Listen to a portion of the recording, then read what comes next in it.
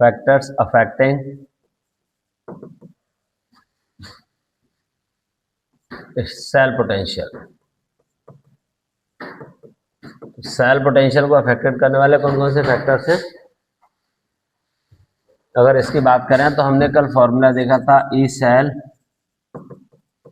Equals to E naught cell minus 2.303 RT upon NF log anodic concentration upon cathodic concentration. तो इस फॉर्मूले से आप देखिएगा, ये चार्ज है, ये कैथोडिक कंसंट्रेशन, ये एनोडिक कंसंट्रेशन और ये आपका टेम्परेचर। तो आप यहाँ पे देखिए कि E cell directly proportional to charge हो रहा है, क्योंकि यहाँ पे नेगेटिव है ना, जो आपको इन्वर्सली दिख रहा है वो डायरेक्टली है। ई सेल इन्वर्सली प्रोपोर्शनल होगा किसके? टेम्परेचर के। तीसरा, ई सेल डायरेक्टली प्रोपोर्शनल है कैथोडिक कंसंट्रेशन के। अगर कैथोडिक कंसंट्रेशन बढ़ाओगे तो ई सेल की वैल्यू बढ़ेगी। ई सेल इन्वर्सली प्रोपोर्शनल है एनोडिक कंसंट्रेशन के। तो अगर एनोडिक कंपार्टमेंट में कंसंट्रेशन बढ़ाओगे तो आपका सेल पोटेंशियल कम होगा, और कैथोडिक से उसमें बढ़ाओगे तो बढ़ जाएगा। ठीक है, ये हो गया। इसके बाद अगला टॉपिक, मैंने जो फैराडे वाली बात की थी कि इलेक्ट्रोलाइटिक सेल हमारा पूरा हो गया है। इलेक्ट्रोलाइटिक सेल में हमने देखा था कि इस तरह का कंटेनर यूज किया था।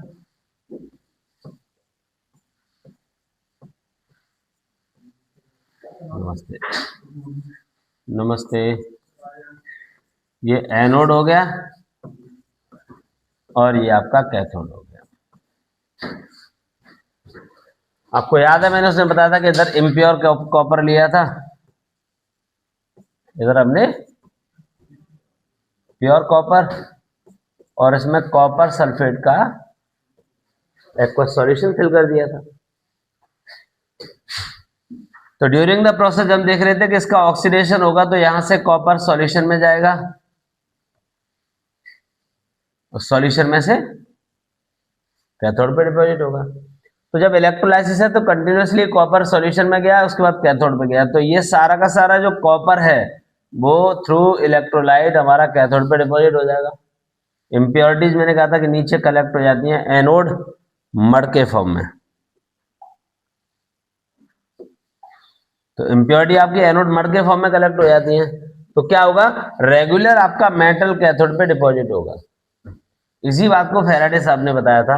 इसका फर्स्ट लॉ है, फर्स्ट लॉ ऑफ फैराडे। क्या होगा फर्स्ट लॉ ऑफ फैराडे? उसमें बताया था कि amount of substance deposit on electrode, इस वाले इलेक्ट्रोड पे जो अमाउंट डिपॉजिट हो रहा है, amount of substance deposit on electrode is directly proportional to charge. Amount of substance deposit on electrode is directly proportional to charge pass through the electrode. Proportionally sign हटाओगे यहां पे तो आपका एक कांस्टेंट आएगा Z, क्योंकि हम जानते हैं करंट जो होता है ना I, वो rate of flow of charge होता है। तो rate of flow of charge होता है इलेक्ट्रिक करंट, तो क्या होगा इसका? Q अगर निकालोगे तो IT हो गया, तो Q बराबर IT अगर आप इसे रखोगे तो WB बराबर हो गया ZIT। यहाँ पे Z आपका एक प्रोपोर्शनली कांस्टेंट है,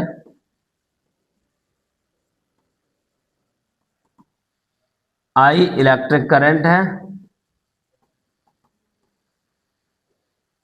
I इलेक्ट्रिक करंट और T टाइम है।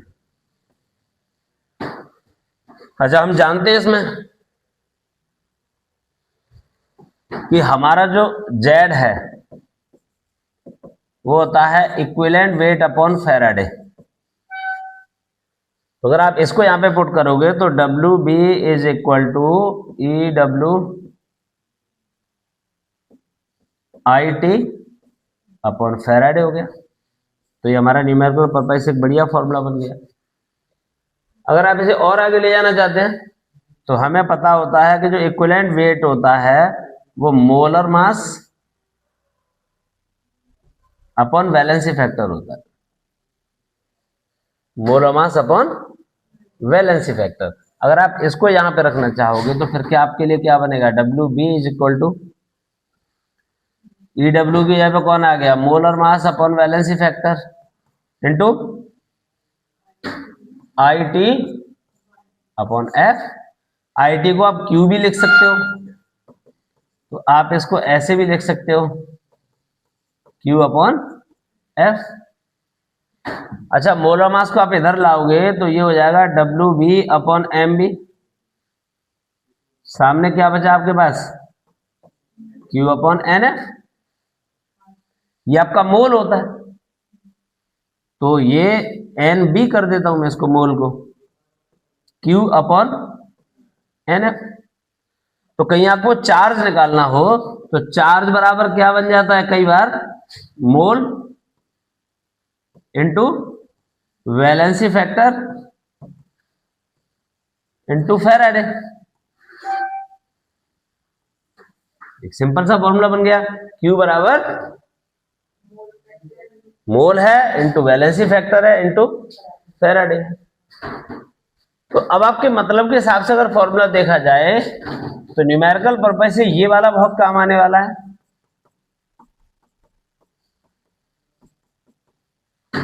दूसरा, आप इसको कई तरीके से यूज कर लेते हैं। और बात अगर स्टेटमेंट के साथ लिखने वाली है तो यहां तक लिख दो, इससे आगे की जाने की जरूरत नहीं। जैसे स्टेटमेंट लिख रहे हैं फर्स्ट लॉ ऑफ फैराडे, तो कहोगे amount of substance deposit on electrode is directly proportional to charge pass through the cell at constant temperature. और ये यहां तक फॉर्मूला लिख दो, आपका काम पूरा हो गया। नहीं, अकेले फॉर्मूले में नंबर नहीं मिलते, डेफिनेशन के साथ फॉर्मूला लिखना होता है, नहीं उस पर नहीं देते नंबर। ये बात समझ में आ गई। अब बात आती है इस पे क्वेश्चंस कैसे होंगे। उसने कह दिया कि 20 ग्राम कैल्शियम क्लोराइड को इलेक्ट्रोलाइज किया गया। जब इलेक्ट्रोलाइसिस करेंगे तो आपके इलेक्ट्रोड पे कैल्शियम डिपॉजिट होगा। तो कह रहा है इसके लिए चार्ज कितना रिक्वायर होगा।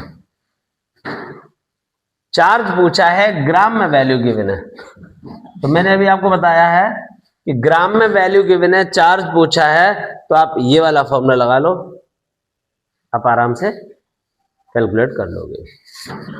ग्राम 20 है हमारे पास, उसमें मोलर मास।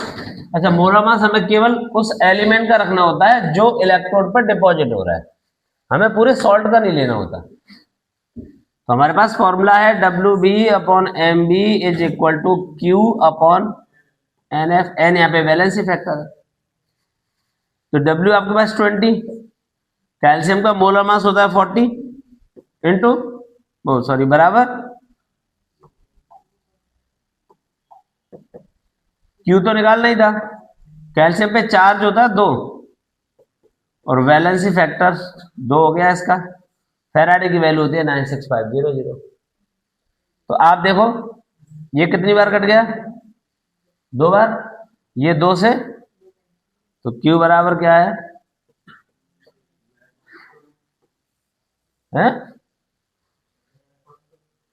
सीधे सीधे आ गया। अच्छा, वो कह रहा है कि 1 मोल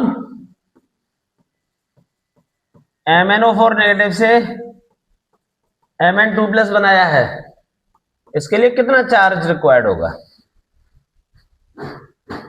1 मोल MnO4 नेगेटिव से Mn2+ बनाया है, तो चार्ज कितना रिक्वायर्ड होगा। तो मोल है ना, तो मोल वाला अपने पास कौन सा फॉर्मूला था भाई, ये रहा, mole is equal to Q upon N F. तो आप यहां पे एन निकाल लो। एन कैसे निकालोगे, यहां ऑक्सीडेशन स्टेटस 7 और यहां पर है 2, जो डिफरेंस आ रहा है वो 5 आ रहा है, ये आपका एन की वैल्यू है। तो बताओ भाई N B is equal to Q upon N F. तो क्यू बराबर क्या होगा भाई, मोल कितना है 1, वैलेंसी फैक्टर आपका 5, फेराडे के टर्म में लिखना है 5 फेराडे हो गया। और आप कूलाम में निकालना चाहते हैं तो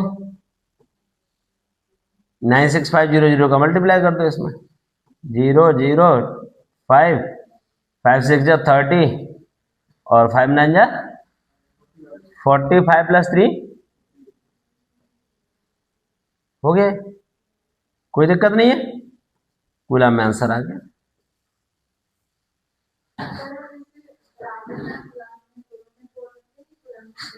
एक्चुअली बेसिक यूनिट तो कूलाम ही है, पर क्वेश्चन में वो स्पेशली कहेगा इन टर्म ऑफ फेराडे, तो फेराडे तक निकालना है आपको, वरना हम तो कूलाम तक निकाल के आएंगे। ठीक है ना। अच्छा, और क्या वेराइटी क्वेश्चन इसमें बन सकते हैं? वो कहेगा कैलकुलेट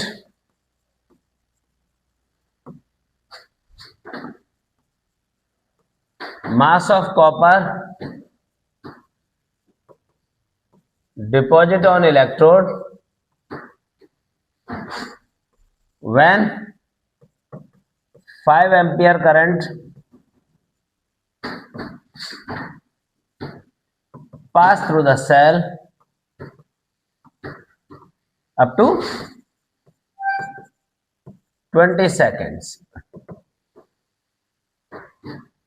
20 सेकंड के लिए आपने 5 एम्पियर करंट को पास किया है इलेक्ट्रोलाइटिक सेल से, तो बताइए कितना कॉपर डिपॉजिट होगा। तो बात कॉपर की हो रही है ना, तो फॉर्मूला क्या होता है हमारे पास, W B upon M B equal to current I T लिख दिया हमने क्यू की जगह पे upon N F. W B कितना है पता करना है, मोलर मास को उधर ही ले जाते हैं। कॉपर का मोलर मास होता है 63.5। हायर एलिमेंट्स के एटॉमिक मास पेपर में गिवन होते हैं, लोअर के नहीं होते। छोटे जैसे 20-25 तक के एलिमेंट्स का ऐसा मानते हैं टीचर के बच्चों को आता है, तो उनका पेपर में गिवन नहीं होता। 20 से ऊपर के होंगे वो गिवन होते हैं।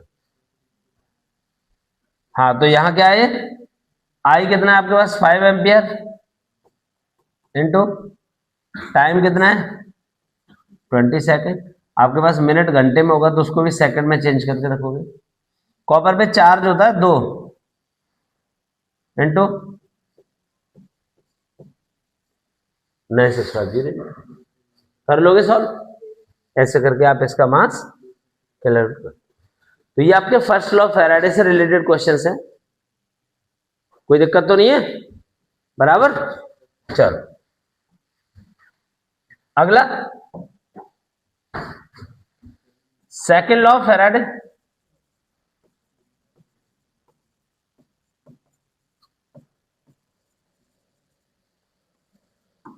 सेकेंड लॉ ऑफ फैराडे में आपके पास होंगे जब एक से ज्यादा सेल को सीरीज में कनेक्ट किया जाता है, जैसे इसमें कैथोड एनोड लगे होंगे, दूसरे वाले में भी कैथोड एनोड लगे हुए हैं,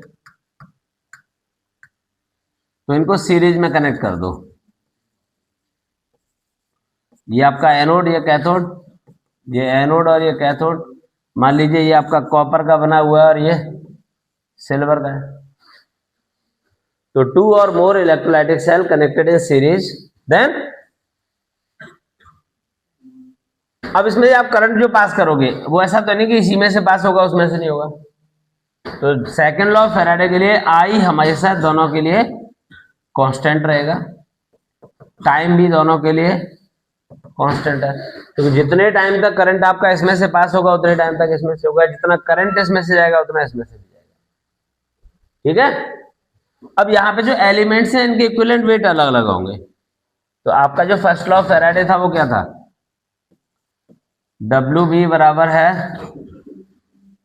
इक्विवेलेंट वेट के टर्म में ले लो, E W I T upon F. तो 1 के लिए ले रहे हो तो W B 1, E W 1, I O T तो बराबर है एफ कांस्टेंट है। फर्स्ट हो गया। दूसरे वाले सेल के लिए क्या होगा,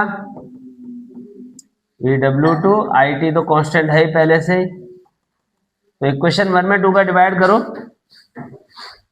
क्या निकल के आएगा, WV1 upon WV2 is equal to EW1 upon EW2। देख रहे हो आप, क्योंकि IT और F से ITF कैंसिल हो जाएंगे। तो उन्होंने कहा था कि when two or more electrolytic cell connected in series, then amount of substance deposit on electrode of each cell, when two or more electrolytic cell connected in series, then amount of substance deposit on electrode of each cell is equal to equivalent weight of that element। जो amount deposit होगा वो किस पे depend कर रहा है, equivalent weight पे। जैसे आप देखिए सिल्वर का इक्विवेलेंट वेट निकालना है, तो सिल्वर का मोलर मास होता है 108 और इस पे चार्ज होता है 1, तो आपका क्या निकल के आएगा 108U। बात अगर हम कॉपर की कर रहे हैं, कॉपर का होता है 63.5, चार्ज होता है 2, तो 31.75, ये तो होगा। तो ये क्या है, कम इक्विवेलेंट वेट है और इसका ज्यादा इक्विवेलेंट वेट है। तो जिसका इक्विवेलेंट वेट ज्यादा होगा उसका अमाउंट ज्यादा डिपॉजिट होगा, जिसका इक्विवेलेंट वेट कम होगा उसका कम अमाउंट डिपॉजिट होगा। समझ में आ गया। अच्छा, इसको लेके क्वेश्चन कैसे बनते हैं, वो कह रहा है कि ABC 3 सेल को सीरीज में कनेक्ट किया गया है, इसमें इलेक्ट्रिक करंट है आपका 5 एम्पियर, इलेक्ट्रिक करंट 5 एम्पियर है। मान लीजिए A हमारा सिल्वर है, B Zn है, C कॉपर है, ठीक है। तो वो पूछ रहा है कि कितना टाइम लगेगा सिल्वर का 1.45 ग्राम डिपॉजिट होने में, और उतने टाइम में कितना Zn डिपॉजिट होगा, कितना कॉपर डिपॉजिट होगा।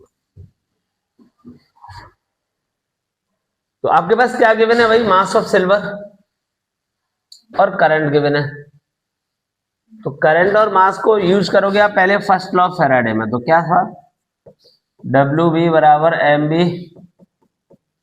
IT upon valency factor into Faraday. Silver कितना दे रखा है 1.45, मोलर मास सिल्वर का 108, आई कितना है 5 एम्पियर, टाइम अपने को निकालना है, वैलेंसी 1 होती है, फैराडे 96500। मुझे लगता है आप आराम से T निकाल लोगे इससे, हैं, ठीक है। अब T आपके पास है तो कोई दिक्कत नहीं, आपका पहला काम पूरा हो गया। अब हम दूसरा काम करें इसका, इसको यूज करके और Zn का निकालना है। तो अभी आपके पास फॉर्मूला था WB1 WB2 equal to EW1 upon EW2। अगर आप 1 यहाँ पे सिल्वर को ले रहे हो और 2 यहाँ पे Zn को ले रहे हो, तो क्या करोगे भाई, 1.45 सिल्वर का गिवन है, Zn का अपने को निकालना है। सिल्वर का इक्विवेलेंट वेट अभी हमने निकाला कितना था 108, और जिंक का कितना होगा भाई, इक्विवेलेंट वेट ऑफ सिल्वर है 108 divide by 1, equivalent weight of Zn है 65 डिवाइड बाय 2, क्योंकि सिल्वर पे चार्ज 1 होता है, Zn पे चार्ज 2 होता है। इसका इक्विवेलेंट हो गया 32.5U और इसका हो गया 108U, दोनों की वैल्यू रख सकते हो आप यहाँ पे। तो Zn का कितना आया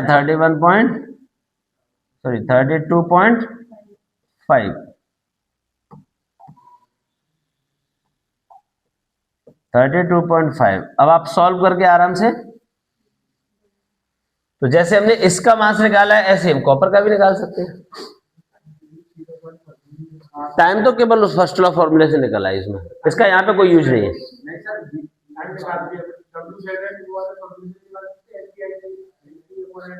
आप इसका W निकालोगे, मोलर मास रखोगे, वैलेंसी फैक्टर निकालोगे,